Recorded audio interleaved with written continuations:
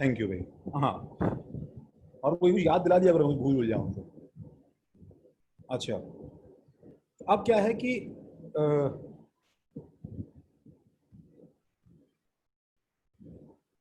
what do you have to imagine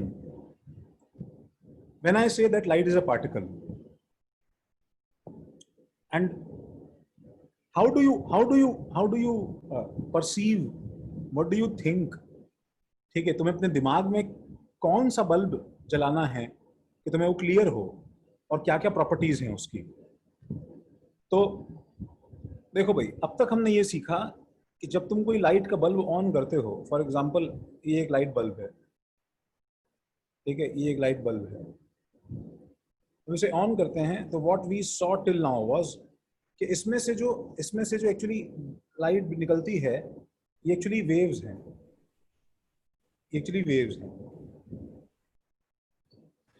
and हम लोगों ने क्या देखा बताओ कि ईच कलर, जैसे विबग्योर में 7 रंग हैं, बहुत सारे कलर्स हैं बेसिकली, तो each colour has a unique wavelength, each colour has a unique wavelength. Her colour का अपना एक डिफरेंट वेवलेंथ है, डिफरेंट लैम्डा है, ठीक है। अच्छा, आज हम ये देख रहे हैं कि जब तुम बल्ब जलाते हो तो इसमें से क्या है, इसमें से पता है, इसमें से लाइट जो आती है बाहर वो एक्चुअली पार्टिकल्स है, ठीक है, वो एक्चुअली पार्टिकल्स है, एंड इसके अंदर से बहुत सारे, ठीक है, इनफाइनाइट नंबर ऑफ पार्टिकल्स, इतने सारे particles, and each particle is moving, is actually moving with a tremendous speed. एक हर एक लाइट का पार्टिकल जो है ये एक्चुअली बहुत ही मॉन्स्ट्रस स्पीड से मूव कर रहा है। It is moving with a tremendous speed, ठीक है, ऑफ 3 × 10⁸ मीटर्स पर सेकेंड, ठीक है, बहुत ज्यादा स्पीड से मूव कर रहा है।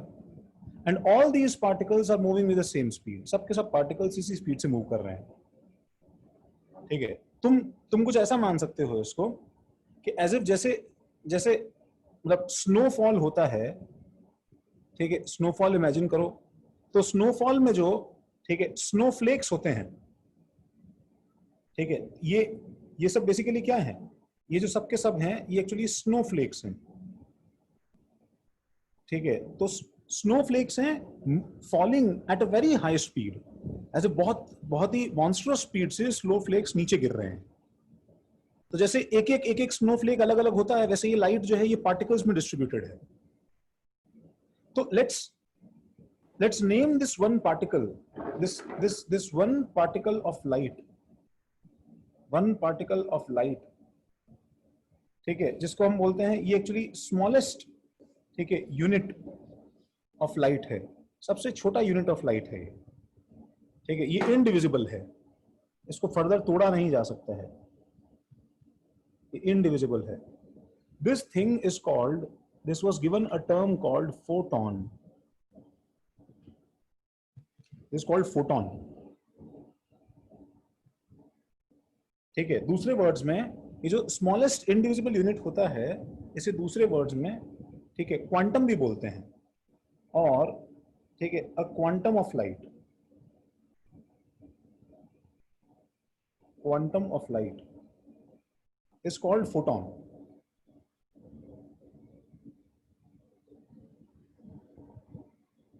अब मुझे बताओ कि कौन ये वर्ड पहली बार सुन रहा है, फोटॉन, बताओ मुझे, अब खुल के बताओ जिसने आज तक नहीं सुना है फोटॉन। सर मैं पहली बार सुन रहा हूँ। सर मैंने भी सर। तो मैं भी। ओके, अच्छा, आज तक नहीं सुना अभी सर नहीं सर। बहुत लोग हैं। अच्छा, कोई है जिसने पहले सुना है फोटॉन, वो बता दो भाई। सर बायो में है ना सर? बायो में फोटॉन है? हाँ सर। हाँ सर, एक सुपर हीरो भी है फोटॉन। और मैंने भी सुना है। अच्छा, बायो में किस रेफरेंस में फोटॉन है, क्या पढ़ा भाई तुमने बायो में फोटॉन के बारे में?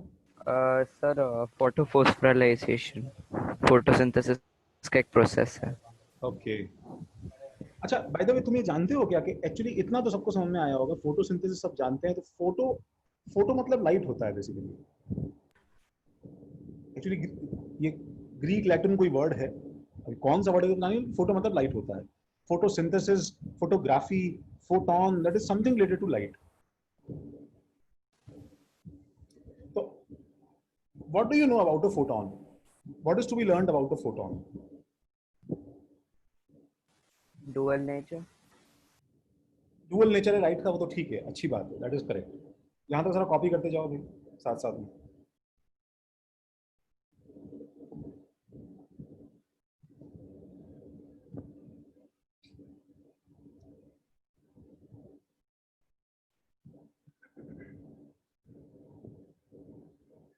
देखो फोटोन जो है वो एक्चुअली, देखो तुम पता है, फोटोन जो है, इमेजिन फोटोन लाइक, ये एक्चुअली क्या है,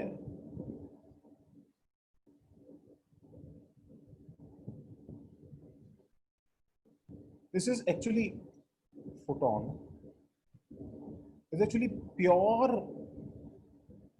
massless, एनर्जी।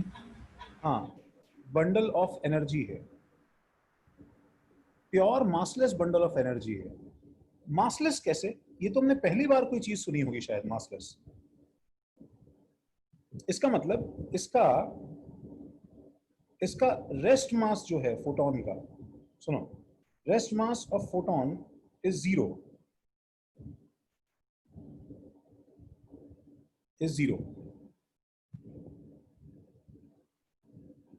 अब रेस्ट मास क्या होता है?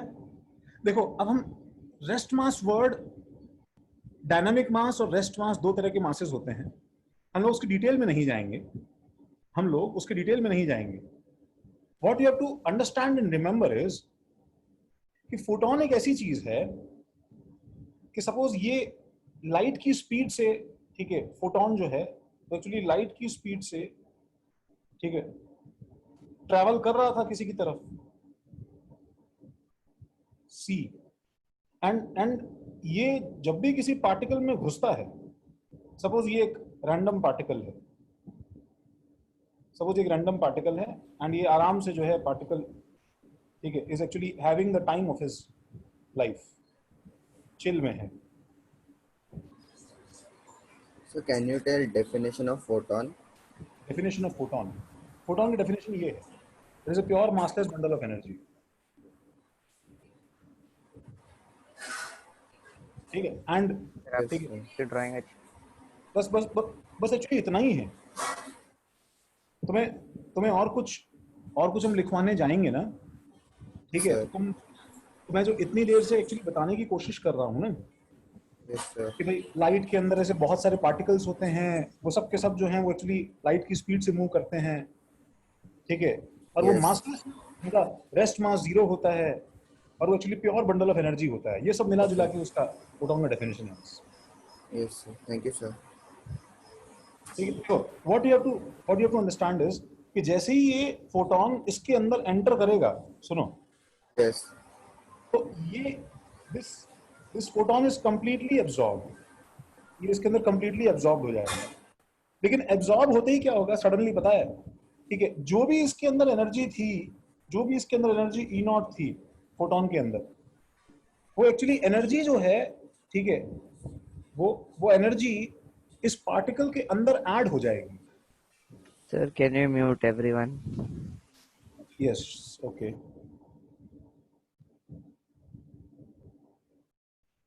वो जो एनर्जी है वो एक्चुअली इस पार्टिकल के अंदर ऐड हो जाएगी, एंड दिस, ठीक है, and this particle will now have, ठीक है, एन एक्स्ट्रा एनर्जी, ठीक है, of E naught amount of energy जो है, E naught amount of energy is added,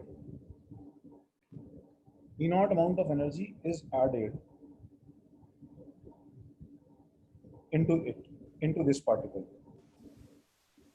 and existence of photon is lost। क्यों भाई? अब वो फोटोन कहाँ गया बताओ? Existence of photon is lost। उससे सर रिपीट करेंगे, मेरा नेट ये हाँ, मैं ये बोल रहा हूँ कि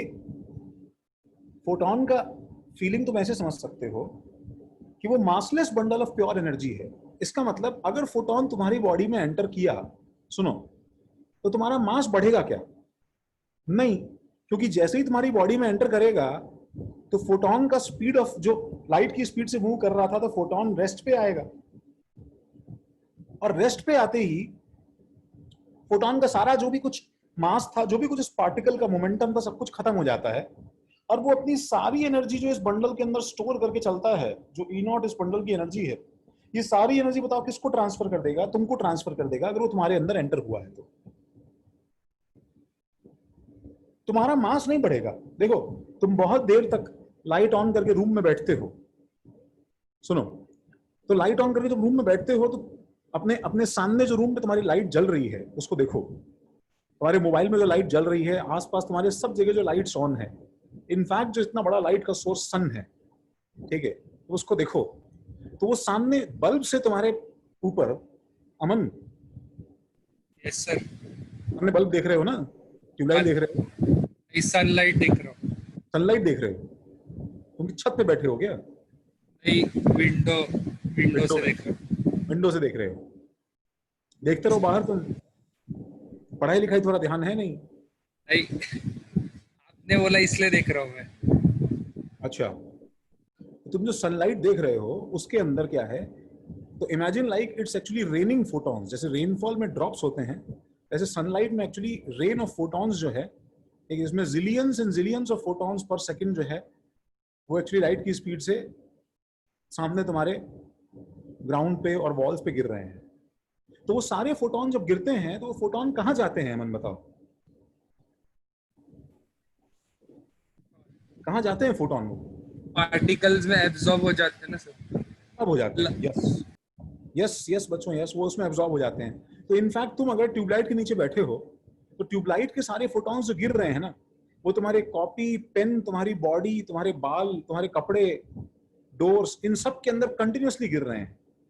एंड ये सब के सब एटम्स कंटिन्यूअसली उन फोटॉन को एब्जॉर्ब करते जा रहे हैं, they are continuously absorbing the photon. तो सोचो तुम कितनी सारी एनर्जी हर समय क्या कर रहे हो, बताओ, एब्जॉर्ब कर रहे हो। बोलो, एब्जॉर्ब कर रहे हो कि नहीं कर रहे हो? हाँ सर। तो ये सारी एनर्जी एब्जॉर्ब की हुई कहाँ जा रही है फाइनली, बताओ?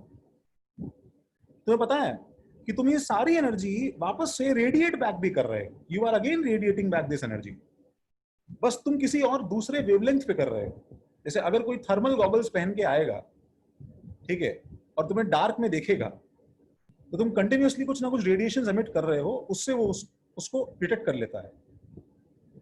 तुम ये सारी एनर्जी वापस रेडिएट बैक भी कर रहे हो।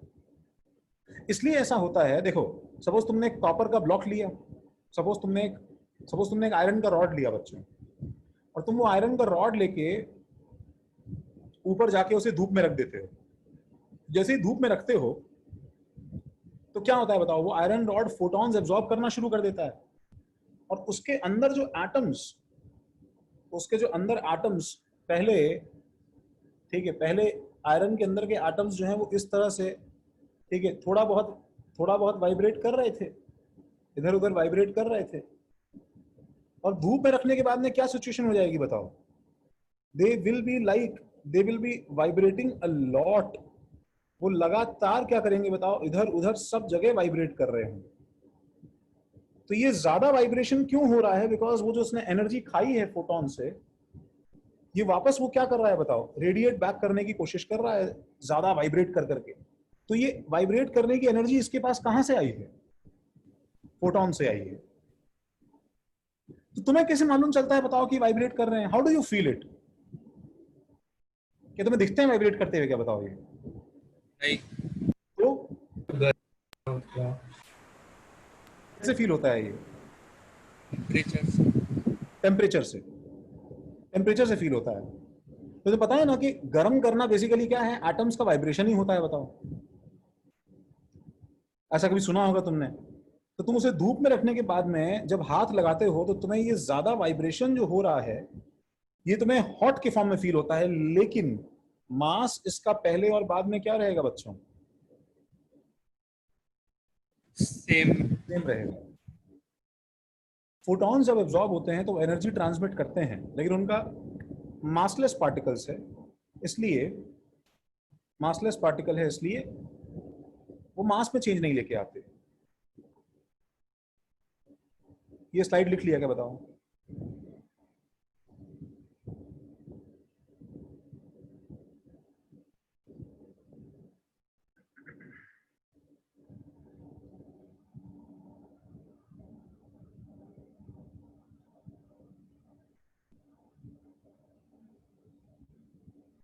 तो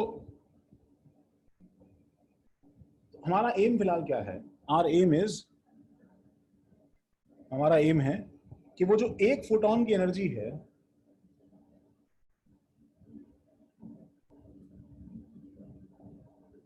फोटोन जैसे पर विद मास। नहीं आयुष, ऐसा नहीं हो सकता।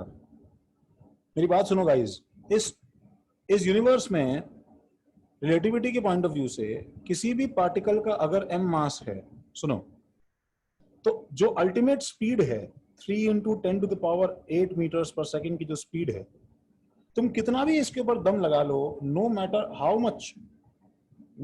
How much you push this particle hard, ठीक है, ये कभी भी स्पीड बताओ किससे तेज मूव नहीं कर सकता, इससे तेज मूव नहीं कर सकता।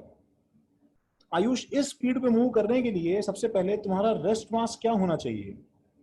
रेस्ट मास तुम्हारा 0 होना चाहिए, तभी तुम इस स्पीड पे आ सकते हो। नहीं तो तुम कभी ऐसे स्पीड पे आ ही नहीं सकते हो। You can not have a particle जिसका, तो खैर हमारा एम क्या है? हमारा एम है to learn the value of E naught. सबसे पहले तो ई नॉट, तो E naught is the small amount of energy,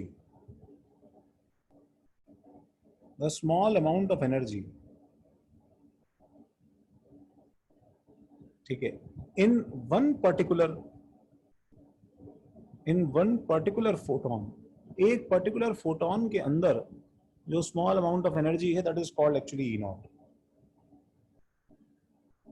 ठीक है। And Planck was a scientist, Max Planck, and Planck said कि ये जो small amount of energy है E naught, that is actually proportional to the frequency nu, the frequency of light, frequency of that light, उस light की जो frequency है, the frequency of that light in its wave hello form. Sir. हाँ बोलो sir actually वो last 5 minutes कुछ तो मेरा miss हो गया इंटरनेट कनेक्टेड के कारण। Oh my sir God. आप रिपीट कर सकते हो? लास्ट 5 मिनट्स पूरा कैसे रिपीट करूंगा आदित्य? सुनो, मैं यहाँ से रिपीट करता हूँ, मैंने इस पेज पे लिखा है, हम पिछले 5 मिनट से वही डिस्कशन कर रहे थे फोटोन के बारे में, तो एक बार रिकॉर्डेड लेक्चर देखना। ओके ठीक है, ओके भाई। मैं ये बोल रहा था कि भाई किसी भी फोटोन के अंदर, किसी भी एक फोटोन के अंदर जो एंट्रैप्ड एनर्जी होती है, जो उस बंडल के अंदर का एनर्जी का अमाउंट है, वो अमाउंट प्रोपोर्शनल होता है कि वो लाइट जब वेव फॉर्म में किस फ्रीक्वेंसी से मूव करता है उसके। बस ये इतनी सी बात प्लैंक ने बोली। Planck said the energy of one particle of any light is proportional to its frequency. तो हम लोग क्या करते हैं, इसका प्रोपोर्शनलिटी कांस्टेंट लगाते हैं, ई नॉट इज इक्वल टू, देखो मैं जो भी चीज ब्लू से लिख रहा हूं ना, देखो मैं जो भी चीज ब्लू से लिख रहा हूं तो ब्लू वाली चीजें क्या है, कांस्टेंट है, याद रखना। ठीक है, सपोज मैंने यहाँ पे h लगा दिया, what is h? h is actually the proportionality constant, the proportionality constant. ठीक है, इसका नाम है प्लैंक्स कांस्टेंट, ये प्लैंक्स कांस्टेंट है, प्रोपोर्शनैलिटी कांस्टेंट। सर सब प्रोपोर्शंस के अलग-अलग कांस्टेंट रहते हैं। क्या चीज? सब अलग-अलग प्रोपोर्शंस के अलग-अलग कांस्टेंट रहते हैं। नहीं, हाँ मतलब ऑब्वियसली वो तो अब ग्रेविटी के अंदर क्या है कि gravitational force directly proportional to mass mass और आर स्क्वायर है, तो उसका ग्रेविटेशनल कांस्टेंट पता है ना, ये ब्लू क्वांटिटी जी बन जाता है। एटलीस्ट सुनो, फोटोन की एनर्जी किसी भी फ्रीक्वेंसी की लाइट हो उसमें सब जगह एच ही रहेगा, उसमें लाइट के लिए सब जगह एच रहेगा ये आज से, ठीक है क्या? लाइट में सब जगह ये एच रहेगा। तो द फॉर्मूला बिकम्स, सुनो, E naught is equal to h nu. This is the formula for the day, and this is the formula that you have to learn by heart. This is very important. E naught equal to h nu. अब guys मुझे बताओ, ये h की value तो तुम्हें पता रहती है क्योंकि h तो कांस्टेंट है। h is actually universal Planck's constant and उसकी वैल्यू है 6.626 into 10 raised to power minus 34।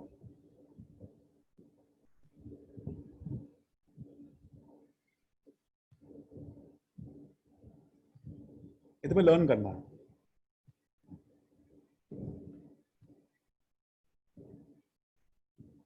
किसी ने मुझसे कुछ पूछा नहीं है। देखो तुम मुझसे यूनिट्स पूछ नहीं रहे हो एच के। सर केजी है ना? सर लिख रहे थे हम वैसे। अच्छा लिखो लिखो लिखो, लिख के पूछो, लिख लो तो बताओ, फिर तुम बताओ यूनिट क्या है एच का। केजी है ना सर? केजी नहीं है, केजी नहीं है। केजी क्यों होगा? जूल्स? पूरी तरह सही नहीं है लेकिन शुरुआत ठीक है। वॉट्स? क्या और क्या? Kilo joule. सर अर्ग? हाँ, फोटोन सर का अर्ग? है। अर्ग नहीं, सुनो, जूल और अर्ग तो एक ही चीज है बच्चे, वो तो बस खाली सीजीएस सिस्टम और ऐसा यूनिट की बात है, उससे फर्क थोड़ी है कोई। वॉट्स? नहीं नहीं नहीं, लिखो ना, सुनो, जूल, जूल पूरी तरह सही नहीं जूल है। पर सेकंड। जूल पर सेकंड होता तो वॉट सही हो जाता, जूल पर सेकंड नहीं है। ध्यान से देखो एक बार, रुको रुको रुको, देखो ना, देखो, जूल इज इक्वल टू, देखो ये देखो, joule is equal to H, और फ्रीक्वेंसी का यूनिट क्या है बताओ? Second inverse. तो इसलिए एच का यूनिट क्या हो जाएगा बताओ? Joule by second inverse second inverse. Joule second.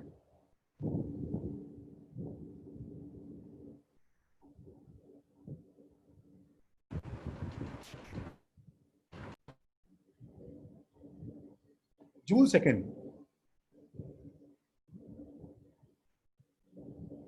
और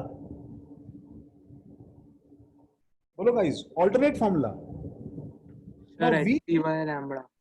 हाँ बिल्कुल सही बात है।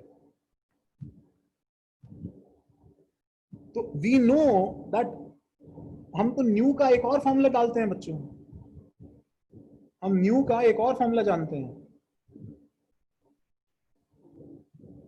एंड वो क्या फॉर्मूला है बताओ? C is equal to nu lambda. उसमें बताओ मुझे क्या क्या चीजें ब्लू हैं, क्या क्या चीजें ब्लैक हैं। उसके अंदर C जो है वो ब्लू है क्योंकि C तो कांस्टेंट है ना guys. C is equal to nu lambda. तो C is equal to nu lambda को अगर मैं इसमें रिप्लेस कर दूं using C is equal to nu lambda, क्या आ जाएगा बताओ?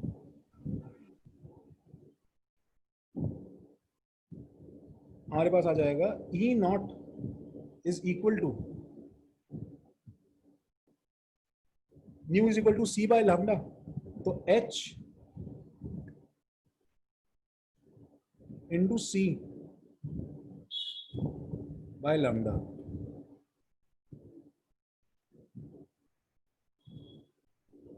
तो आज से हमको क्या लर्न करना है बताओ?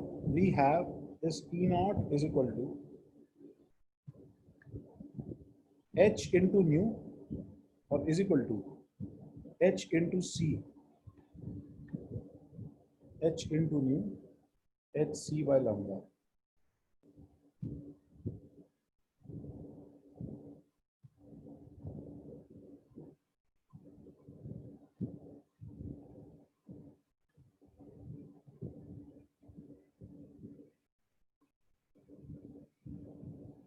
ये प्लीज कॉपी करो जल्दी से.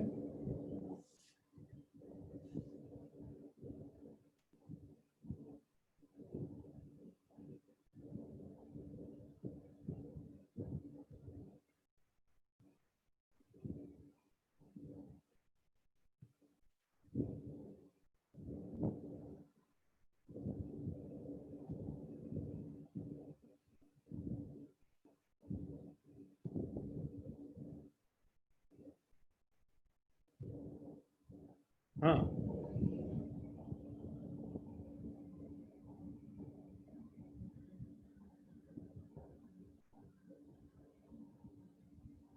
तो भाई इससे तो ये समझ में आया कि as lambda decreases, बताओ क्या होगा. Not increases. Yes, as lambda decreases, mu increases, e naught जो है वो इंक्रीज करता है. तो हमें सबसे पहले तो एक चीज जो अपने दिमाग में सेटल करने की जरूरत है वो है, देखो वो है कि अगर मेरे पास में एक्सरेज हैं, यूवी लाइट है, विबग्योर है,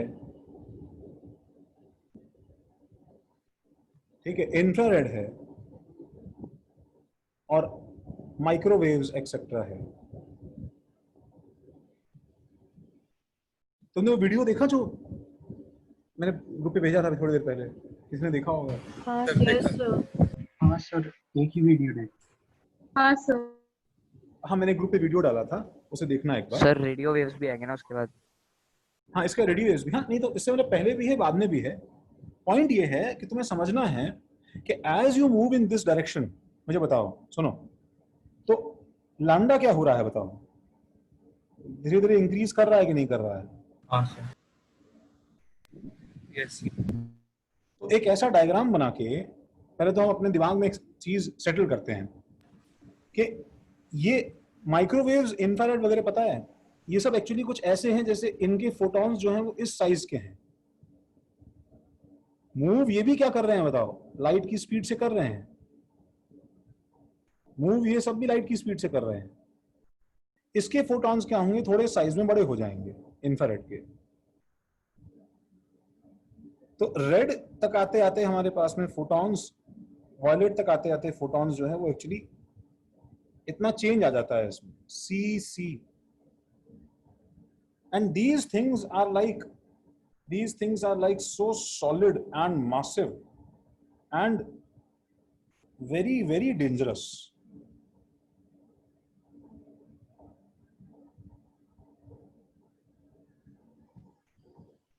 और ये भी सी की स्पीड से मूव कर रही है.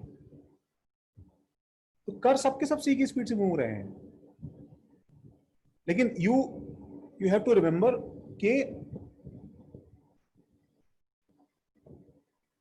as we move in this direction, इस तरफ लैम्डा इंक्रीज कर रहा है, इस तरफ ई नॉट इंक्रीज कर रहा है, ई नॉट इंक्रीज कर रहा है. इसलिए अगर अगर ये सारे photons, they are like popcorns. अगर कोई तुम्हें पॉपकॉर्न से मार रहा है सी की स्पीड से, तो तुम्हें जो होगा वो तुम्हें इसके साथ में होता है. एंड ये सारे photons are like shot put balls.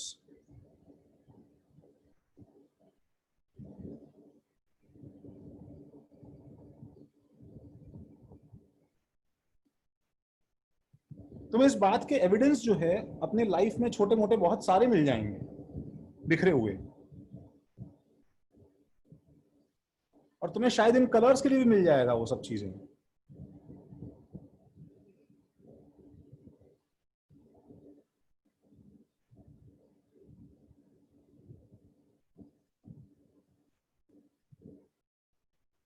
With the small fact of that thing, जैसे तुम देखते हो अपने मोबाइल में तुम्हारे नाइट मोड जो है उसका जो कलर है वो नॉन ब्लूइश होता है कि नहीं होता है? देखा है क्या? हाँ, ऑरेंज होता है, ऑरेंज होता है। अब उसका रीडिंग देखो मोड भी होता है, ब्लूइश होता है। कौन सा मोड होता है? रीडिंग मोड, रीडिंग मोड में क्या होता है? वो आई थिंक कॉन्ट्रास्ट कम होता है फर्स्ट में। कॉन्ट्रास्ट कम होता है। खैर काम की बात यह है, देखो कि जब तुम रात में अपने सेलफोन देख रहे होते हो तो बिकॉज ऑफ द डार्कनेस तुम्हारे आंखों के प्यूपिल्स जो है वो डायलेट हो जाते हैं। नाउ अगर मैं ये वाली लाइट थोड़ी सी ब्लू इंडिगो वायलेट जो है इसके फोटॉन्स ज्यादा एनर्जी के होते हैं, तो जब ये शॉर्टर वेवलेंथ तुम्हारी लाइट में एंटर करती है, ठीक है, तो तुम्हारी आईज के अंदर ज्यादा एनर्जी ट्रांसमिट हो रही है एज कंपेयर टू जब थोड़ा सा कलर चेंज करके उसको लॉन्गर वेवलेंथ कर दिया जाए तो वो जो फोटॉन्स के बंडल है वो कम एनर्जी वाले तुम्हारे आंख में एंटर करते हैं। से तुमने अगर देखा है तो म्यूजियम्स वगैरह में, जो भी पुराने म्यूजियम्स है ना, स्पेशली फॉरेन म्यूजियम्स वगैरह में, ठीक है, वो बहुत ही डिम रेड लाइट में सब पेंटिंग्स रखते हैं, डिम रेड लाइट में, ठीक है, बिकॉज ये सब लाइट जो है ना, इसके जो फोटॉन्स है ये इतने पावरफुल हैं दैट ये जहां भी स्ट्राइक करते हैं दे एक्चुअली स्मैश थिंग्स, तो छेद कर देंगे वहां पे। तो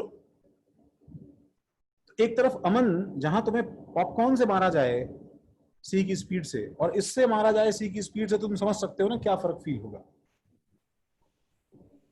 तो तुम दिन भर पता है रेडियो वेव्स वगैरह में तुम दिन भर जो है फोन पे लेके बात करते हो, रेडिएशंस रहती है वहां पे, लेकिन कोई तुम्हें दिन भर बैठ के पॉपकॉर्न से मारेगा तो ऐसा नहीं है ना रजत कि रात तक आते आते जो है तुम्हारे सिर पे घाव बन गया पॉपकॉर्न से मारते मारते, ऐसा नहीं होगा ना। नहीं होता। और बताओ मुझे कि 2-4 शॉर्टपुट बॉल काफी है कि नहीं है?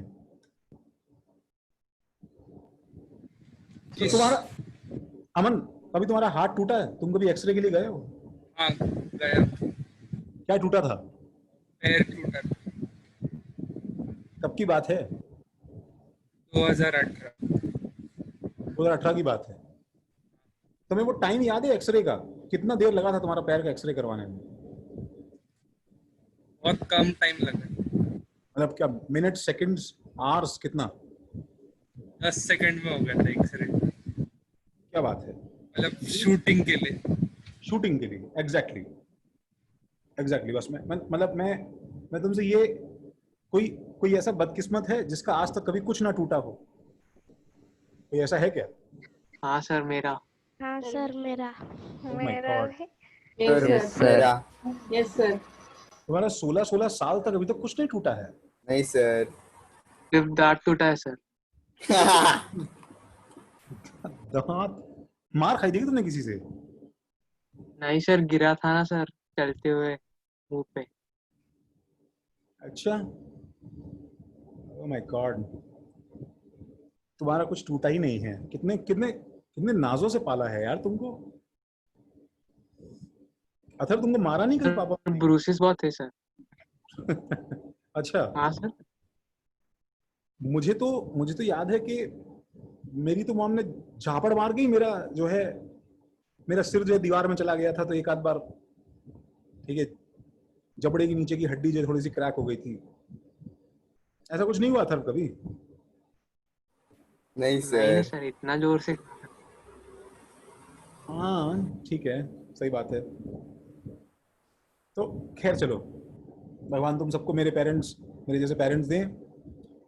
भाई बात ये है कि अगर तुमने वो एक्सरे का रूम देखा हो, जो लोग एक्सरे रूम में गए हो, तो पता है ऐसा नहीं होता कि तुम जो है आराम से वहां पे जो है, ठीक है, एकदम शॉवर ऑफ, ठीक है, एक्सरे के अंदर, ठीक है, बास करते हो एंड उसमें खूब सारा एक्सरे तुम्हारे ऊपर गिरता है एंड तुम जो है घंटा भर तक उसमें नहाते हो आराम से। It is like affair of few seconds. कुछ सेकंड्स के लिए वो एक्सरे ऑन करता है और तुम्हें पता है वो ऑन करने वाला आदमी भी जो है ना, तुमको वहां बिठाता है और उसके बाद में पता है खुद जो है भाग जाता है स्विच के पास में, और स्विच के पास में एक वहां पे जो है ना एक डिवाइडर का एक वॉल टाइप लगा रहता है, उसके जो है पीछे छुप के वो है अपना स्विच ऑन करता है और तुमको लिटा के छोड़ देता है। और वहां से एक्सरे गिरती है तुम्हारे ऊपर भी, ठीक है। वो रेज इतनी पावरफुल है और स्विच ऑन करता है and it's a बेयरली 5 second, less than 5 second phenomena, उसके बाद वो स्विच ऑफ कर देता है वापस। इतनी सी देर में जो ये एक्सरेज के जो पावरफुल फोटॉन्स तुम्हारी बॉडी के थ्रू शूट इन करते हैं, तो they are like bullets fired, कि किसी ने गोलियां चलाई हो, और तुम्हारी बॉडी जो है ना वो एक्चुअली पेपर के शीट की तरह, ठीक है, पेपर की शीट की तरह उसके सामने रहती है। एंड वो बुलेट्स तुम्हारी पेपर की शीट को रप्चर करते हुए, उसमें होल्स पियर्स करते हुए तुम्हारे बॉडी से आर पार हो जाते हैं। बस जो बोन्स हैं तुम्हारी बॉडी की टूटी हुई, उनका थिकनेस थोड़ा ज्यादा होने की वजह से, ठीक है, वहां से थोड़ा सा कम लाइट पास होता है, तो उसका इंप्रेशन जो है वो एक्चुअली सामने आ जाता है। But the thing is that X rays are very very dangerous, बहुत ज्यादा डेंजरस है, ठीक है। इसलिए तुम लोगों ने शायद साइन देखा होगा एक्सरे रूम्स के बाहर, ठीक है, कि उसके बाहर स्ट्रिक्टली लिखा रहता है कि प्रेग्नेंट वुमेन का जाना मना है अंदर। तो उसका जो रीजन है कि प्रेग्नेंट वुमेन का जाना मना है अंदर, उसका रीजन ये है बिकॉज जो जाइगोट, ठीक है, जिसका अभी तक क्या है कि मुंह, हाथ और चीजें अभी डेवलप भी नहीं हुई है, ठीक है, और ये सारी इंफॉर्मेशन जो है, ठीक है, वो एक्चुअली तुम्हारे डीएनए के अंदर है कि उसके अंदर कितने हाथ पैर और कितनी आंखें उसमें बनानी है। तो अगर तुम इसके थ्रू एक्सरेज पास करोगे और अगर ये डीएनए रप्चर हो गया, टूट गया ये डीएनए, ठीक है, तो इस ब्रोकन डीएनए के स्ट्रैंड के अंदर क्या इंफॉर्मेशन होगी कि उसके 5 उंगलियां, 2 आंखें, एक मुंह उसका बनाना है, ठीक है। अगर वो इंफॉर्मेशन चली गई तो the fetus that will develop will be actually defected fetus. वो क्या बनेगा पता नहीं है हमें, ठीक है। ये चीज हमारे साथ नहीं होगी ना यार, ऐसा थोड़ी रजत का पैर टूटा, उसने तो जो है इस टाइप से एवोल्यूशन कर सकते हैं क्या? हाँ बिल्कुल, Kind of. हाँ इस टाइप से एवोल्यूशन कर सकते हैं हम लोग, अगर सर- हमारे पास कंट्रोल हो, अगर हमारे पास कंट्रोल हो, ठीक है, क्योंकि ये हमारे पास कंट्रोल नहीं होता ना, हम लोग डीएनए के अंदर टारगेट करके, ठीक है, उसको नहीं फायर कर सकते कि हम उसको तोड़ेंगे उसको जोड़ेंगे, लेकिन हाँ, ठीक है, जेनेटिक साइंस जो है, जो जीनोलॉजी रहता है, उसके अंदर एक्चुअली लोग यही करते हैं कि वो जीन्स को टेम्पर करते हैं। बट एनी हाउ, ठीक है, ये ग्रोन अप लोगों के साथ में नहीं होता। ऐसा नहीं है कि रजत ने पांव का एक्सरे करवाया, उसका डीएनए जो है वो थोड़ा टेम्पर हो गया और अगले दिन सुबह उठा तो उसकी उंगलियां जो है वो 5 की जगह 6 हो गई, 5 की जगह 4 हो गई। जिन लोगों के बॉडी पार्ट्स ग्रो कर चुके हैं, ठीक है, और अब उन्हें फर्दर कोई ग्रोथ का स्कोप नहीं बचा है, ठीक है, उनके लिए इसका इफेक्ट जो है वो एटलीस्ट मिनिमम हो जाएगा। सर बट हाँ बोलो, सर, तो फिर हम यही इफेक्ट से नए क्रिएचर्स बना सकते हैं डीएनए इफेक्ट की वजह से? हाँ नए, सुनो, देखो, चीजें कंस्ट्रक्टिव हो, उससे पहले जो है डिस्ट्रक्टिव बहुत सारी हो जाएंगी। जब भी तुम ये इफेक्ट करने की कोशिश करोगे ना, तो तुम्हारे रैंडम डीएनए टूटेंगे। वो रैंडम डीएनए टूटते हैं तो उनमें वापस रिपेयर का काम भी चालू हो जाता है, they actually get repaired on themselves. तो इसमें क्या है कि गलत रिपेयरिंग से ज्यादातर केसेस जो होते हैं वो एक्चुअली कैंसर में कन्वर्ट हो जाते हैं। इसलिए ऐसा होता है कि रेडिएशन के बहुत ज्यादा एक्सपोज होने के बाद में ऑफन थिंग्स गेट कैंसरस, ठीक है। तो नए क्रीचर्स तो नहीं बनेंगे, लेकिन जो एग्जिस्टिंग क्रीचर्स हैं, जो नेचर ने बहुत ही केयरफुली इवोल्यूशन के थ्रू क्राफ्ट किए हैं, तुम उनका डीएनए खराब करोगे तो तुम एक्चुअली एग्जिस्टिंग क्रीचर्स को खत्म कर दोगे। हाँ, लेकिन थ्योरेटिकली इससे नए क्रीचर्स भी बन सकते हैं, बिल्कुल बन सकते हैं। अब टाइपराइटर के ऊपर, कीबोर्ड के ऊपर अगर बंदर कूद रहे हैं तो क्या उससे नॉवल लिखी जा सकती है? हाँ लिखी जा सकती है, कोई थ्योरेटिकली लिखी जा सकती है, बट चांसेस तो यही है ना यार कि एग्जिस्टिंग स्टोरी जो लिख रहा था तो सारी स्टोरी खराब हो जाएगी। So MRI एमआरआई जो है, MRI is a different thing, ठीक है, MRI is a different thing, ठीक है। वो एक्चुअली वैसा नहीं रहता है, वो मैग्नेटिक रेजोनेंट है, उसके अपने डिफरेंट ड्रॉबैक्स हैं, उसकी जो अलग चीजें हैं, ठीक है। तो वो हम लोग बाद में डिस्कस करेंगे, ठीक है। जो लोग एमआरआई के लिए रूम में गए हों उन्हें शायद पता होगा कि उसमें मेटल्स का ले जाना स्ट्रिक्टली मना है, ठीक है। अगर कोई मेटल रहेगा तो मशीन जो है वो उस आदमी की जगह उस मेटल को सक कर लेगा अपने अंदर। तो खैर एनीवेज, हमें क्या ध्यान रखना है, रिमेंबर न्यूमेरिकल्स कैसे आएंगे गाइस, मुझे बताओ। तो आज E0 इज इक्वल टू, सुनो, E0 is equal to h nu is equal to H C by lambda में मुझे बताओ कितनी चीजें इसके अंदर नोन हैं, बताओ। सर सी H. दो सर दो एच और सी। H and C. तो मेरे पास में ई नॉट न्यू और लैम्डा को देख के ये बात हमें समझ में आ रही है ना, बताओ आज से, कि any one information lambda new और ई नॉट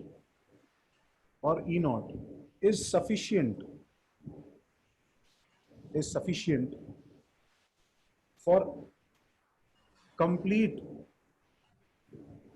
info।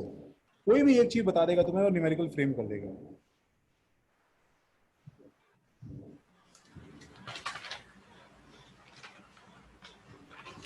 मेटल की चीज हटाने का रूल ये है, अगर तुम्हारी बॉडी में कोई मेटालिक सामान है और तुम एमआरआई में चले गए तो वो मशीन तुम्हारी बॉडी के अंदर से मेटालिक सामान टेयर अपार्ट करके बाहर ले आएगा।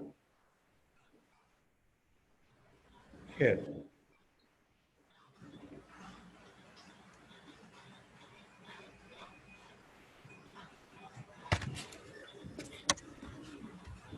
बात ये है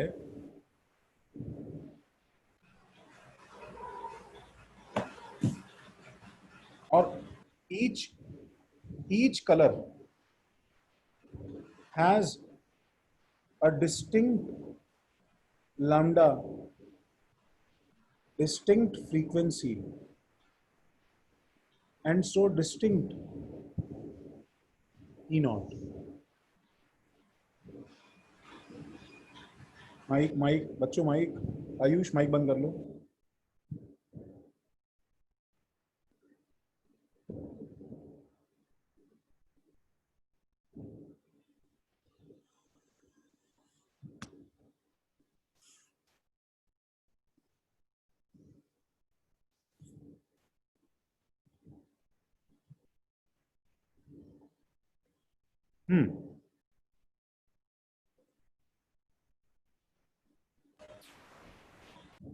आयुष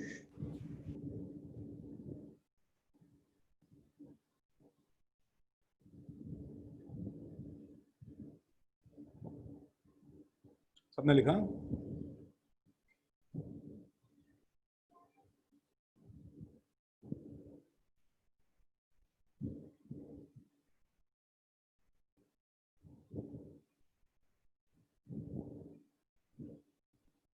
चलो मैं इसके न्यूमेरिकल तो तुम्हें करवा दूंगा, वो तो खैर हो जाएंगे, ठीक है। बट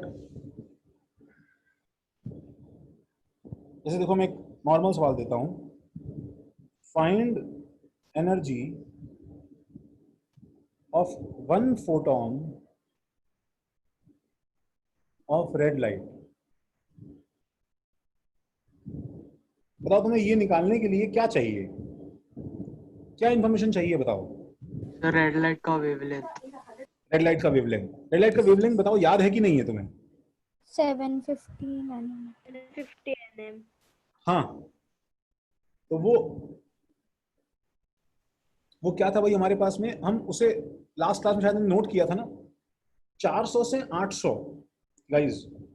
हम याद रखना, लैम्डा विजिबल जो है वो क्या रेंज है उसका, अप्रोक्सीमेटली 750 तो थोड़ा ज्यादा एक्यूरेट हो जाएगा, ठीक है। जब तक वो तुम्हें 750 ना दे तब तक तुम 750 मत लेना। तुम ये याद रखना कि वो लगभग 400 नैनोमीटर से कहां तक रहता है, 800 नैनोमीटर। तो बताओ भाई ई नॉट कितना हो जाएगा? एकदम सिंपल गधो टाइप फॉर्मूला लगा दो बस। E naught is equal to 6.626 into 10 raised to power minus 34 into 3 into 10 raised to power 8 divided by 800 into 10 raised to power minus 9 metre. देखो ये जो वैल्यू होगी, देखो जूल सेकंड इनवर्स, सॉरी क्या लिख रहा हूं, I am sorry, joule second ऊपर क्या है, मीटर्स पर सेकंड, तो सर मीटर, आंसर बोलूं? हाँ बोलो बोलो। Sir 18.786 into 10 raised to power 33. 33। एक मिनट रुको, हम लोग एक मिनट रुको, सभी कर रहे हैं। मुझे तो पहले बताओ कि ये ऊपर का नंबर, गाइस तुम्हें एक बात बताऊं, थोड़ा सा दुख खबरी ये है कि एटॉमिक स्ट्रक्चर में क्या है ना, न्यूमेरिकल्स की वैल्यूज बहुत गंदी होती हैं, बहुत गंदी वैल्यूज आएंगी। तो ये जो ऊपर का नंबर लिखा हुआ है, ये number, this this this upper number, ये तो HC में हमेशा रहेगा ही, तुम्हारे साथ वैसे भी रहेगा। तो हम एक काम करते हैं, पहले तो हम इसको याद कर लेते हैं। मुझे कोई बताओ, हेलो। 6.626 इंटू 3 कितना आ रहा है? 18.786. 18.786 आ रहा है। हाँ सर, प्रॉपर आंसर है 2. 19 आ रहा है ना? 9. रुको गाइस, रुको, ठीक है, एक बार रुको भारत। 6.626 इंटू 3 अच्छे से बताओ कितना आ रहा है? हाँ 19.878. 19.876। आंसर तो हम इसका निकाल लेंगे, चलो कोई खास बात नहीं है। हम इससे कुछ कंक्लूजन निकालना चाहते हैं, वो देखो एक बार। मैं नेक्स्ट पेज पे जा रहा हूँ। तो this is equal to 19.876 into 10 raise to power -34 plus 8। ये वैल्यू हो जाती है 10 raise to power -26 divided by 800 into 10 to the power -9 lambda. तो जनरल ई नॉट, गाइस देखो, ई नॉट जनरल आज से जूल्स में याद करने के लिए क्या मैं ये याद कर सकता हूं? देखो कि मैं इस 1.98, देखो मैं इस नंबर को अप्रोक्सीमेटली क्या लिख लूं? मैं इस नंबर को अप्रोक्सीमेटली लिख सकता हूं ये, गाइस देखो मेरे साथ रहना, 1.9876 इंटू 10 टू द पावर -25। देखो समझ में आया क्या? Yes sir. तो ये नंबर 1.98 तो ऑलमोस्ट 2 ही हो गया ना, बताओ बच्चों। तो 2 into 10 to the power -25 divided by lambda in metres अगर रखूंगा तो मेरे पास में ये चीज जूल्स में आंसर आ जाएगा। ठीक है, ये एक थोड़ा सा शॉर्ट हैंड है, इसको याद कर लो। तुम्हें नंबर जनरल वाला। देखो रुको, ठीक है, हमें लर्न 1 करना है। This is learn 1। देखो नंबर डालते जाते हैं हम लोग, क्या क्या याद करना है। ठीक है, हमें लर्न 2 करना है। This is learn 2। Planck's constant की वैल्यू अलग से याद करनी है। तुम भी नंबर डाल लो पीछे जाके 1 2।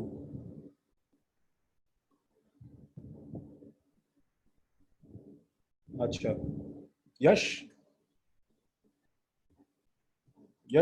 बच्चे, यस सर। ऑल्दो तुम्हारा फर्स्ट लेक्चर है बट थोड़ा बहुत काम चल रहा है तुम्हारा। हाँ ठीक है ना, लाइट में फोटॉन होता है, बस हमने अब तक ये सीखा है यश। हाँ ठीक है, अब लाइट वेव होती थी, वो निकल गया एक्चुअली। हाँ लैम्डा वो तुम पिछले लेक्चर की रिकॉर्डिंग देखो तो समझ में आ जाएगा, वही बहुत सिंपल चीज है। हाँ। ठीक है, अच्छा, और learn number 3,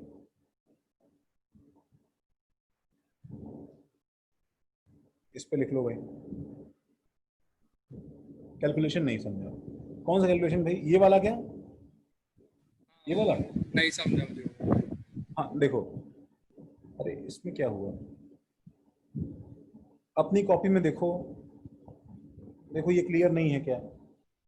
E naught is equal to 19.876 into 10 raise to power -24 आया कि नहीं आया? ऊपर बताओ। Divided by 800 into 10 raise to power -9 metres में है ना यार। अच्छा 19.878 आएगा ना? 19.878 है क्या? कोई बात नहीं है, हमें ऐसे ज़्यादा एक्यूरेटली नहीं करना, चलेगा, मेरा काम इसमें भी चलेगा, कोई दिक्कत नहीं। ठीक है, अच्छा अब इसी चीज को मैंने ऐसे लिख लिया, देखो ना, ये एक डेसिमल इधर शिफ्ट कर दिया, 1.987 कर दिया भाई, into 10 to the power.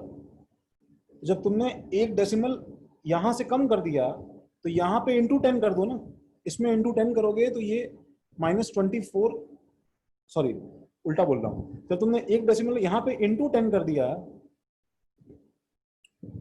Oh God कितना आयरॉनिक है, मेरा कैलकुलेशन गलत हो गया है समझाने के चक्कर में। ये 24 नहीं है गाइस, शायद 26 है। 26 है, क्या हो रहा है?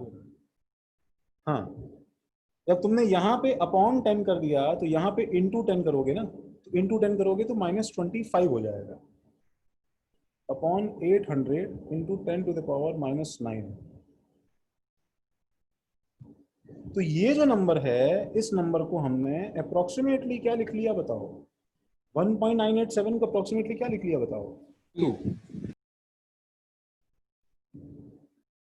हाँ आयुष, अभी देखेंगे हम लोग, अभी देखने वाले हैं। और एनी विच वेज ये बताओ भाई, इसका आंसर कितना हो गया लगभग बताओ, अब बताओ मुझे क्या आंसर है Bharat. 1.987 divided by 8 into 10 to the power -25 into 10 to the power -9 -8 -7 तो ये नंबर कितना होता है बच्चों बताओ।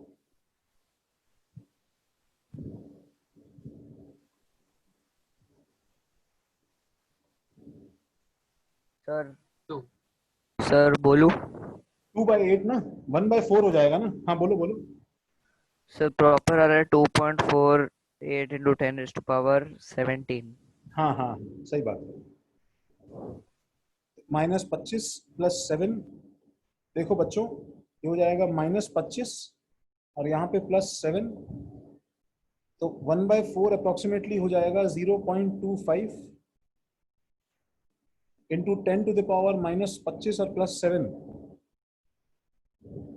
तो ये हो जाएगा -18।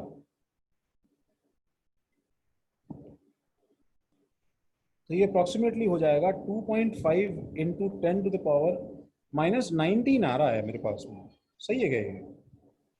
हाँ सर, मेरा 2.48 इंटू -19 है। सर हाँ वही माइनस एक ही एक बात। बढ़ जाएगा क्या? हाँ एक देखो ना, -18 का -19 हो जाएगा ना। Okay sir. भाई तुमने देखो ना, तुमने इस नंबर को बड़ा किया ना बच्चे, देखो इसको तुमने बड़ा किया ना। सर मैं भूल गया था वो -+17 हाँ कर मैं तुम्हें समझा रहा हूँ, कंफ्यूजन नहीं होना चाहिए। तो तुमने 0.25 का 2.5 के बड़ा किया, तो तुम्हें इसको छोटा करना है, ध्यान रखना। Yes sir.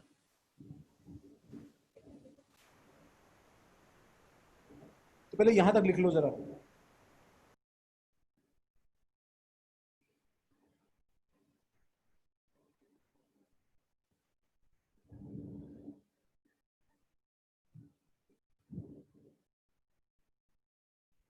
हम बस कैलकुलेशन के एक इंपॉर्टेंट पार्ट पे हिट करने वाले हैं अभी। इसका यूनिट क्या है?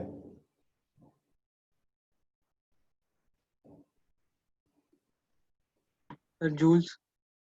जूल्स।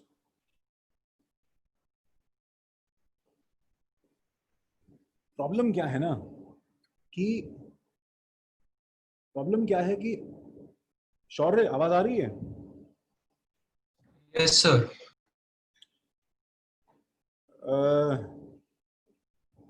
शौर्य ये 2.5 इंटू 10 टू पावर -19 जूल्स कैसी एनर्जी है, बड़ी कि छोटी?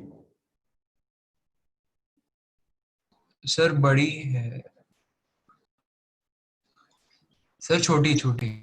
क्या हुआ शौर्य, कैसे बोल रहे हो? 0.0000000000। हाँ सर, छोटी है छोटी है। हाँ यार, मतलब लगा के कुछ 25 लिख के जूल लिखूं, ठीक है?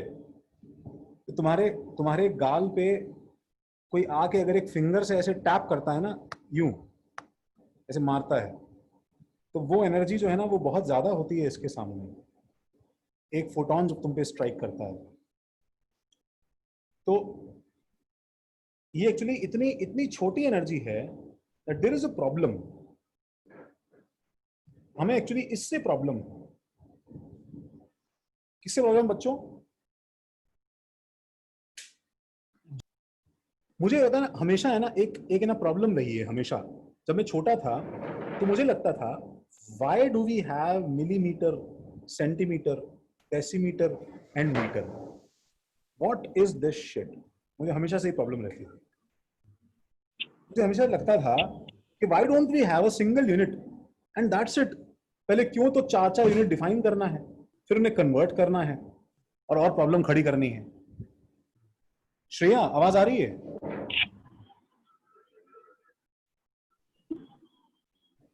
हाँ श्रेया, घबराओ मत, बोलो बोलो। ओके हाँ, त्रिषित माइक ऑन है तुम्हारा? सॉरी। हाँ, तो मैं बोल रहा हूँ कि अच्छा, अगर मैं सारी यूनिट्स हटाना चाहूँ तो तुम बताओ कौन सी एक सिंगल यूनिट रखोगे जो सबसे कन्वीनियंट होगी? मीटर या सेंटीमीटर? यूनिट।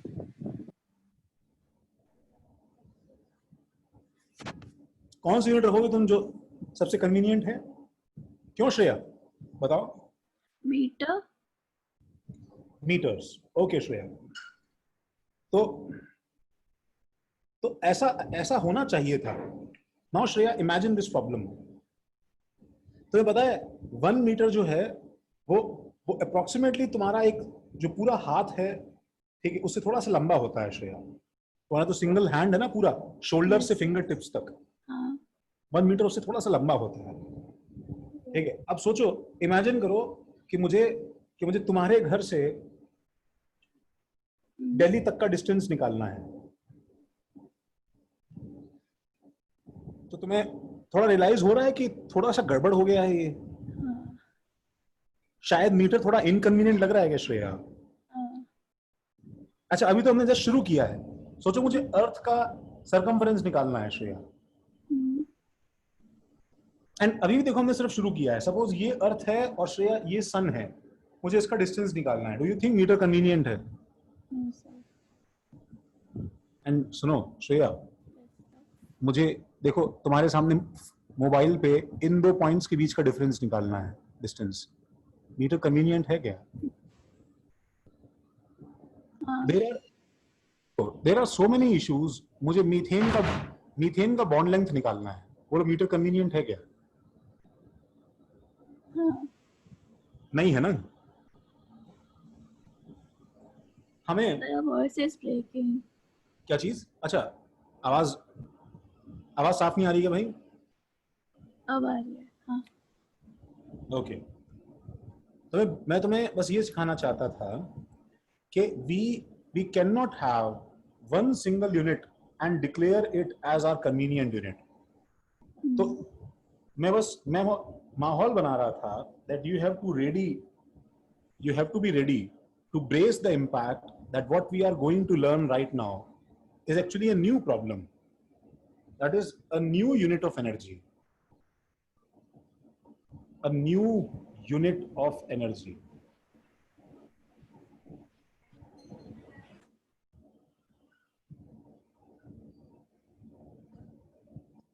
ठीक है, ये साइड में लिखो।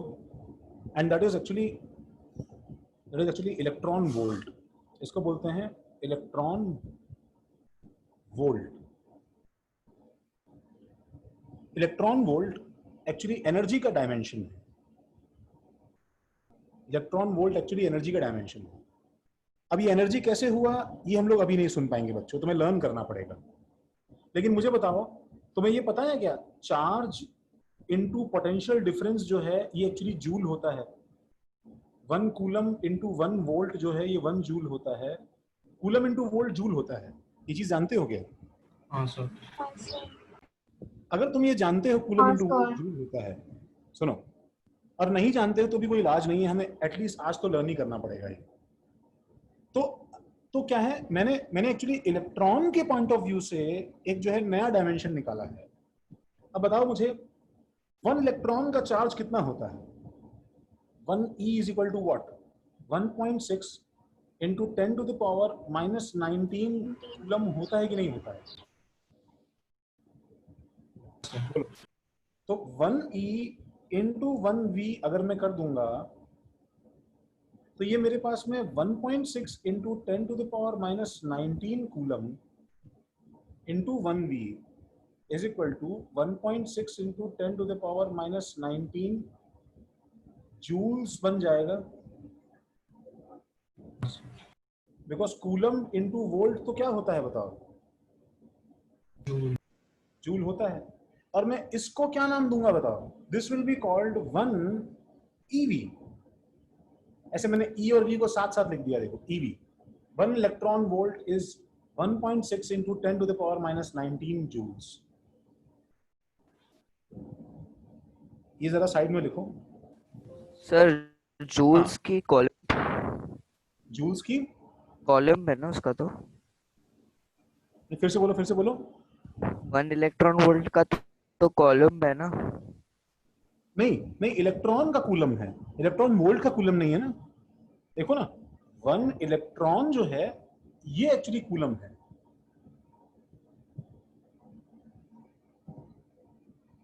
लेकिन Okay, इनटू sir. वोल्टेज कर दोगे तब तो एनर्जी बन जाती है ना। Yes sir.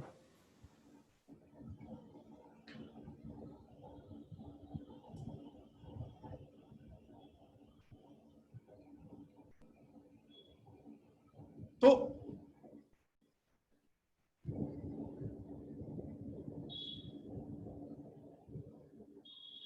सबसे पहले तो एक देखो छोटा सा कॉमन सेंस।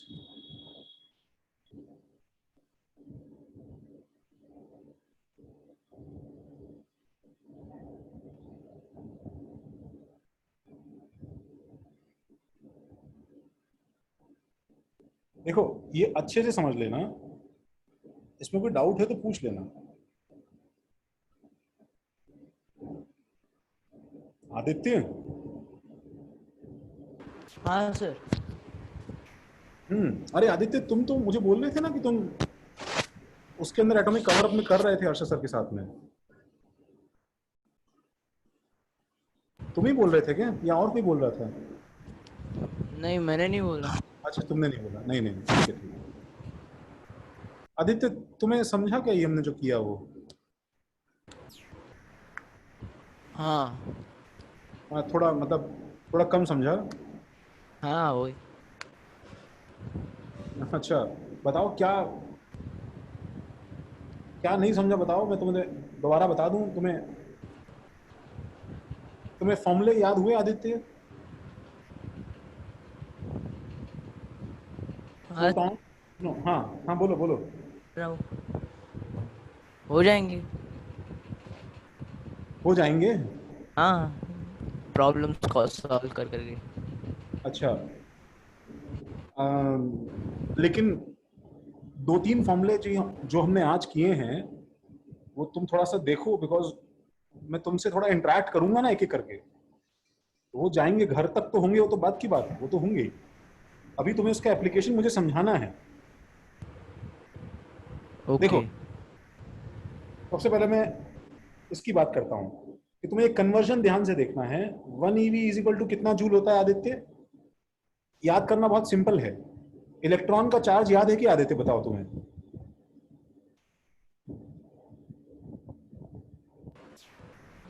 नहीं याद है। अब देखो आदित्य, ये बहुत ही गलत बात है। तुम बोलोगी हो जाएंगे, और इलेक्ट्रॉन का चार्ज तो तुम्हें 7th 8th 9th 10th class से ही याद हो जाना चाहिए था। आज तक तो हुआ नहीं तुम्हें याद। वो कब होगा भाई? तो थोड़ा सा ये ठीक करो एटीट्यूड। हो जाएंगे मतलब क्या? तुम्हें अभी राइट नाउ याद करने हैं, इस जज्बे के साथ पढ़ोगे तभी तो होगा ना वो। Okay sir. ये इलेक्ट्रॉन का चार्ज है आदित्य, ये देखो, ये देखो 1.6 × 10⁻19 कूलम इलेक्ट्रॉन का चार्ज होता है।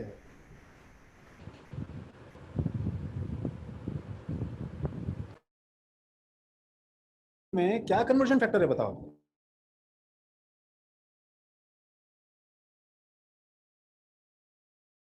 और -19 का कन्वर्जन फैक्टर है। जैसे देखो मीटर और सेंटीमीटर में क्या कन्वर्जन फैक्टर है बताओ? 1 मीटर इक्वल टू कितना होता है बताओ? 100 सेंटीमीटर। 100 सेंटीमीटर होता है। यस। सबसे पहले देखो हमें एक चीज समझनी है जो तुम एक जनरल रूल के फॉर्म में याद रखना गाइस। जनरल रूल ये है कि जब भी तुम कोई कन्वर्जन करते हो, देखो बच्चों मैं तुम्हें रूल इसलिए बता रहा हूं, देखो जब मैं तुम्हारी जगह पढ़ता था तो मुझे है ना बहुत दिक्कत होती थी कि मुझे इससे मल्टीप्लाई करना है कि डिवाइड करना है। समझ रहे हो आदित्य?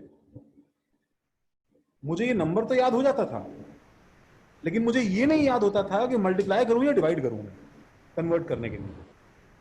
मैं कभी कभी गलती कर देता था।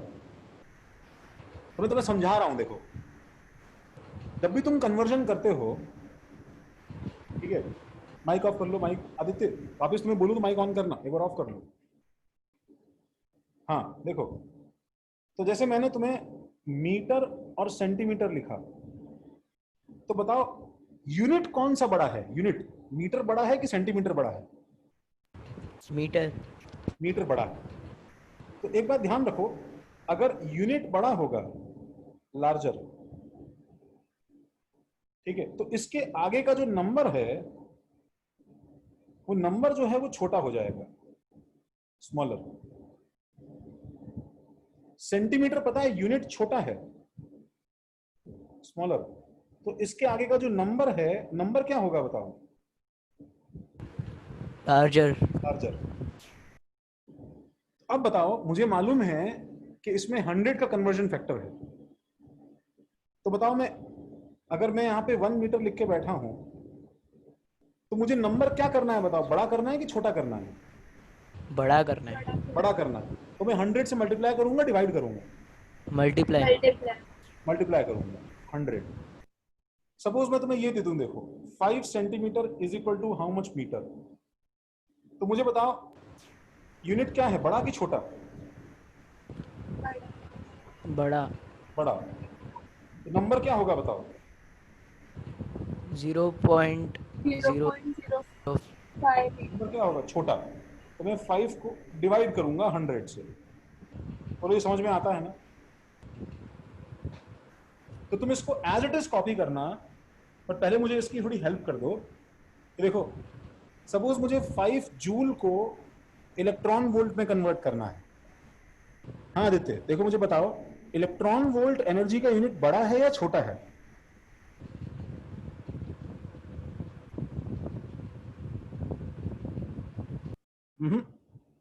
ध्यान नहीं है बेटा तुम्हारा। प्लीज आदित्य क्लास में ध्यान देना। तुम मेरे पीछे की स्टोरी सुन रहे होते तो अभी दिक्कत नहीं होती। प्रियांशु आवाज आ रही है? माइक ऑन कर सकते हो? आ रही है। माइक तो ऑन कर ही देना भाई, बोलने पे डेड साइलेंस मत बनाए रखना, तो पीछे पड़ जाऊंगा मैं। हाँ प्रियांशु तुम सुन रहे थे, तुम्हें समझ में आया या मैं किसी और से पूछूं? नहीं आया। आया। बहुत सिंपल सिंपल चीजें हैं प्रियांशु, मुझे बताओ। देखो इलेक्ट्रॉन वोल्ट बड़ा यूनिट है कि छोटा यूनिट है? छोटा है। छोटा है। ये यूनिट छोटा है, स्मॉलर यूनिट है। तो मुझे बताओ कि यहाँ पे जो नंबर आएगा 5 जूल को अगर तुम इलेक्ट्रॉन वोल्ट में एक्सप्रेस करोगे तो जो नंबर आएगा वो क्या आएगा, बड़ा या छोटा? बड़ा। बड़ा नंबर आएगा, इट विल बी लार्ज। अब मुझे बताओ क्या कन्वर्जन फैक्टर है Priyanshu? 1.6 into 10 to the power -19 है ना? हाँ, तो तुम्हें आराम से सोच के बताना है कि मैं 5 को 1.6 इंटू 10 टू द पावर -19 से मल्टीप्लाई करूं या 5 को 1.6 इंटू 10 टू द पावर -19 से डिवाइड करूं। वो मीटर सेंटीमीटर में गेम आसान था, अभी थोड़ा कंफ्यूजिंग हो जाता है। मल्टीप्लाई करूं या डिवाइड करूं? मल्टीप्लाई। प्रियांशु तुम्हारा सवाल गलत हो गया। पता है क्यों गलत हो गया प्रियांशु? बिकॉज तुम भूल गए कि इस नंबर के मल्टीप्लाई होने से ये नंबर छोटा हो जाता है 5 से। वो पिछली बार की तरह 100 नहीं है ये। अगर तुम डिवाइड करोगे 5 को 1.6 10 टू द पावर माइनस 19 से, तो नंबर बड़ा होगा ना प्रियांशु? हाँ समझे क्या? हाँ पक्का समझे क्या? हाँ समझ गया। देखो देखो मैं हटा रहा हूं इसे, बाकी सब लोग फिर से देखो एक बार, मैं फिर यहाँ प्लेस करता हूँ। देखो Priyanshu, 3 electron volt is equal to how much joules, तुम्हें बताना है। तो अब एग्जाम में क्या है, तुम्हें फटाफट डिसाइड करना होता है ना कि तुम्हें मल्टीप्लाई डिवाइड क्या करना है।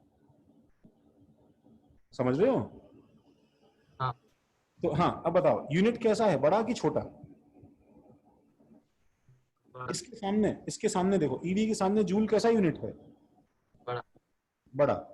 तो जब तुम बड़े यूनिट में इसको मेजर करोगे तो नंबर क्या आएगा बताओ? छोटा।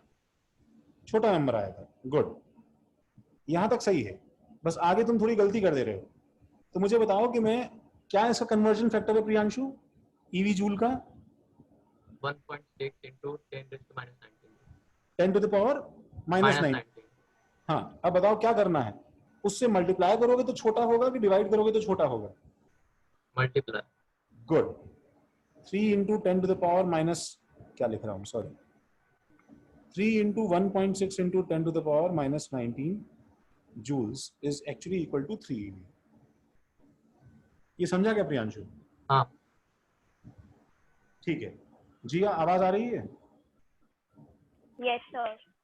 Okay good. जिया, ये 4 जूल को ईवी में कन्वर्ट करना है। यूनिट क्या?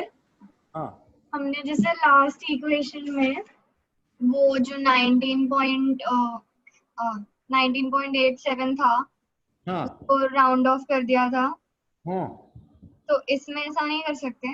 नहीं, नहीं कर सकते। किसको राउंड अप करोगे बेटा? 1.6 को? नहीं वो तो ओके सॉरी, नहीं नहीं भाई, समझा हाँ। है ना, 1.5 के बहुत क्लोज है ना 1.6, ऐसे कैसे कर दोगे? हाँ हाँ समझा। हाँ, यहाँ नहीं कर सकते हम। हाँ जिया, यस सर। यूनिट कैसा है, छोटा बड़ा? सर छोटा। स्मॉलर यूनिट है ना? ठीक है, तो इसके आगे का नंबर क्या होना चाहिए बताओ? सर बड़ा होना चाहिए। बड़ा होना चाहिए। और नंबर को बड़ा बताओ, मैं 4 को कैसे बड़ा करूं? कन्वर्जन फैक्टर क्या है जिया? 1.6 into 10 raised to minus 19। Good. Multiply करना है कि डिवाइड करना 4 को बड़ा हो करने के लिए? डिवाइड। डिवाइड करेंगे जब इसको, तो ये नंबर बड़ा हो जाएगा। समझ लिया ना जिया? क्योंकि ये 10 की पावर माइनस 19 ऊपर जाएगा तो बड़ा कर देगा ना उसे। सर बच्चों ये दोनों लिख लो अपनी कॉपी में प्लीज।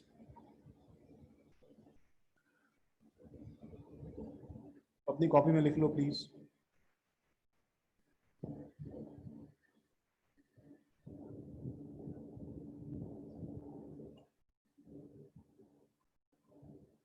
तुमने learn, sorry,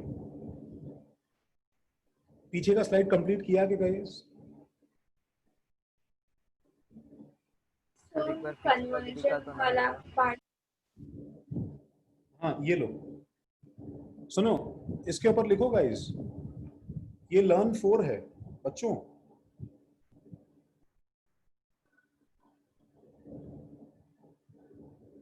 Yes, sir. Okay, ये लर्न 4 लिखना, ये लिखना कन्वर्जन यहां से पूरा लिखना।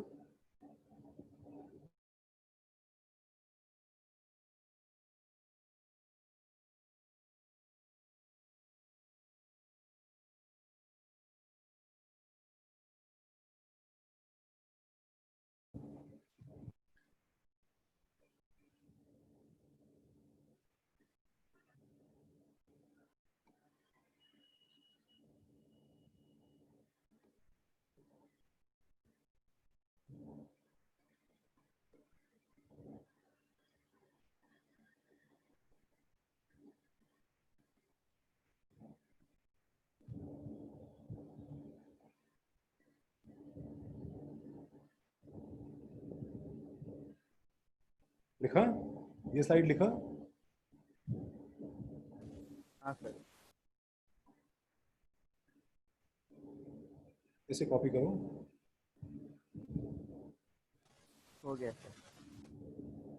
ओके, सबने लिखा? Yes, sir. ओके, आज की लास्ट चीज देखो गाइस। सो हमारा एम क्या है? That energy of one photon is more conveniently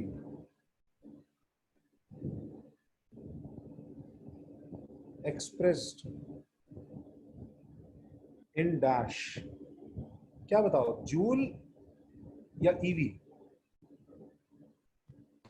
EV. EV. Just like Shreya, इन दोनों पॉइंट्स के बीच में डिस्टेंस निकालने के लिए मीटर कन्वीनियंट है कि सेंटीमीटर? सेंटीमीटर। सेंटीमीटर। कुछ हो जाएगा, 1 और 2 और 2.5 सेंटीमीटर आ जाएगा। ठीक है, तो वैसे ही यहाँ पे ईवी ज्यादा कन्वीनियंट है, बिकॉज वो एनर्जी इतनी छोटी है, फोटोन की energy, it is better to calculate in eV rather than joules. तो तुम नॉर्मल जब आलू खरीदने जाते हो तो उसे जाके तुम अगर ये बोलो कि भाई साहब मुझे टन देना 0.000001, इतना टन दे दो भाई, थोड़ा अजीब सा इरिटेटिंग इनकन्वीनियंट हो जाता है। ठीक है, तो it actually more convenient in EV.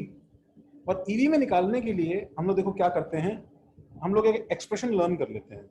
बच्चों, हम लोग एक्सप्रेशन लर्न कर लेते हैं। वो एक्सप्रेशन क्या है कि तुम्हें पता है कि ई नॉट जूल्स में 2 × 10⁻⁻25 बाय लैम्डा इन मीटर होता है। तो अगर इसको ईवी में कन्वर्ट करना है, अगर इसे ईवी में कन्वर्ट करना है तो बताओ मुझे क्या करना पड़ेगा? नंबर को बड़ा, नंबर बड़ा करने के लिए नहीं, मल्टीप्लाई नहीं बच्चे, डिवाइड। नंबर बड़ा करना है ना मुझे। हाँ, नंबर बड़ा करना है ना। तो ये जूल से अब ये किस में कन्वर्ट हो गया है पता है? ये ईवी में कन्वर्ट हो गया है। तो ये नंबर हो जाएगा, बताओ भाई, 2 डिवाइडेड बाय 1.6 कितना होता है? कोई बताएगा क्या?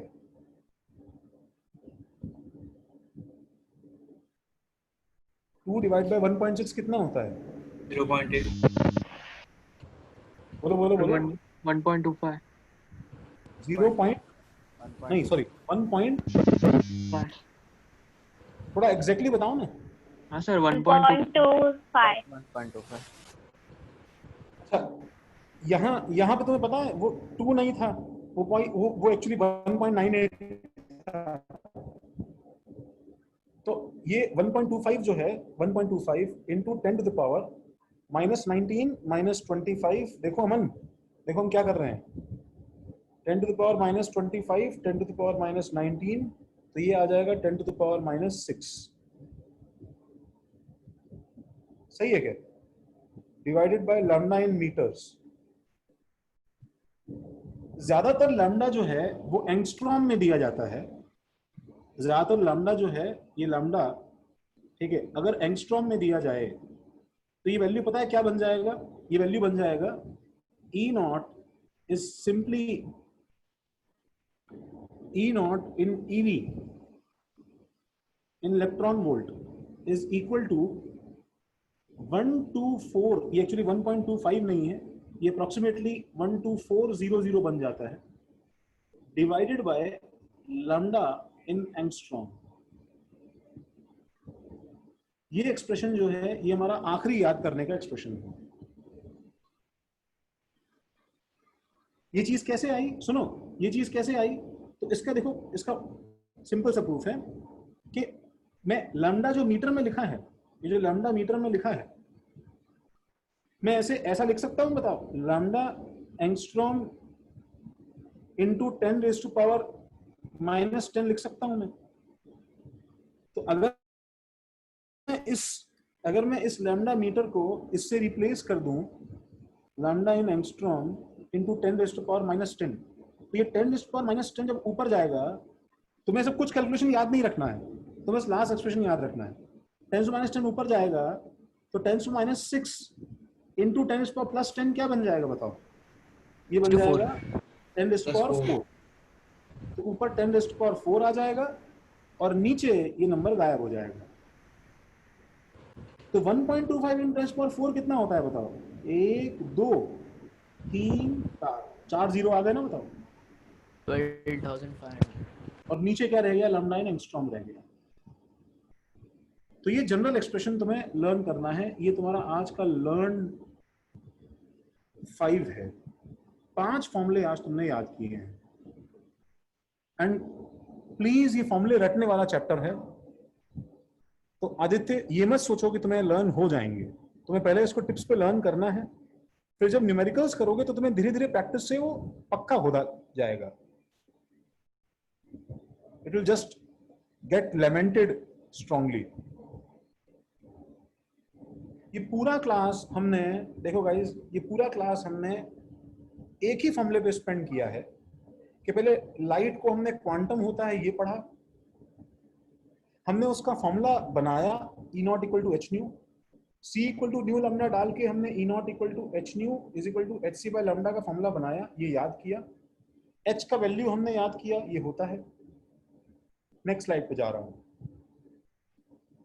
ठीक है, हमने एक जनरल फीलिंग लिया फोटॉन का एनर्जी कैसे वेरी करता है। नेक्स्ट स्लाइड पे जा रहा हूं। और हमने एक न्यूमेरिकल किया, उससे हमें ये समझ में आया कि ये नंबर बहुत छोटा है जूल्स में। इसके लिए हमने नया यूनिट बनाया ईवी का, इलेक्ट्रॉन वोल्ट, और उसका कन्वर्जन फैक्टर सीखा। 1 EV इतना जूल होता है। वो कन्वर्जन फैक्टर कैसे यूज किया जाता है कोई भी, ये हमने सीखा। इससे तुम्हें फ्यूचर में किसी भी कन्वर्जन में दिक्कत नहीं आएगी। अब चाहे वो सेकंड्स और आवर्स हो, चाहे वो मीटर स्क्वायर और लीटर हो, चाहे वो टाइम हो, लेंथ हो, एरिया हो, कोई भी हो, ये जनरल चीज हमेशा कन्वर्जन में तुम्हारे काम आएगी। और कैसे यूज करना है उसको सीखा। और एक नया फॉर्मूला हमने डिवाइस किया, फोटॉन की एनर्जी डायरेक्टली इलेक्ट्रॉन वोल्ट में अगर निकालना है तो ये फॉर्मूला है। ठीक है, ऊपर जो वो hc/λ होता है, तो जो hc कांस्टेंट है वो hc ये बन जाएगा गाइस। जैसे hc कांस्टेंट था, वैसे आज ये नंबर 12400 कांस्टेंट है। नीचे लैम्डा जो है उसकी जगह ये एंगस्ट्रॉम में लैम्डा है। तो तुम्हें एक बार तुम्हें सब अच्छे से पढ़ो। हमारा नेक्स्ट क्लास कब बताओ मुझे? कल है ना सर? कल है। कल सेम टाइम है ना? ठीक है। हाँ शायद। अच्छा, और हमारा क्लास परसों है क्या? नहीं, फ्राइडे को नहीं होता सर, सैटरडे संडे। तो सैटरडे को है। सैटरडे को है। तो मैं तुम्हें एक छोटा सा वर्कशीट, सुनो बच्चों, मैं तुम्हें छोटा सा वर्कशीट व्हाट्सएप पे दे रहा हूं अभी, तुम उसको चेक करना। तुम्हें क्या करना है, तुम्हें वो वर्कशीट सॉल्व करके मुझे फ्राइडे तक देना है। फ्राइडे तक देना है, ठीक है? तो फ्राइडे को तुम्हारा क्लास 3 बजे होता है, तो मुझे 12 नून फ्राइडे से पहले मिल जाना चाहिए गाइस। देखो बच्चों, फ्राइडे 12 नून से पहले मिल जाना चाहिए। तो मैं अभी दे रहा हूँ वर्कशीट, ठीक है? फोटो डाल दे।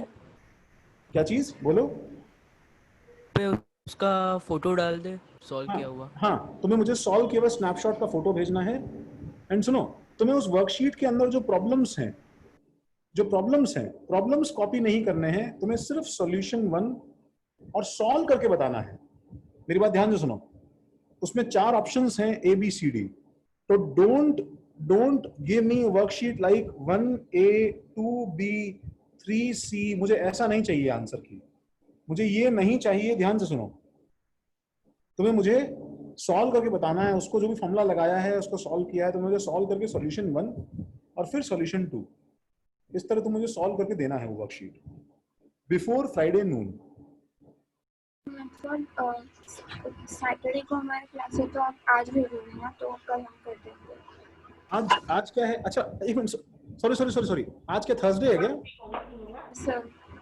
अच्छा सॉरी हाँ आज थर्सडे है ना, तो सैटरडे तक देना है। आई एम सॉरी, ठीक है? Okay, sir. हाँ सैटरडे नून तक देना है। हाँ प्रणव, हाँ सैटरडे नून तक देना है। चलो ठीक है, thank you. Sir. Thank you sir. Yes, sir.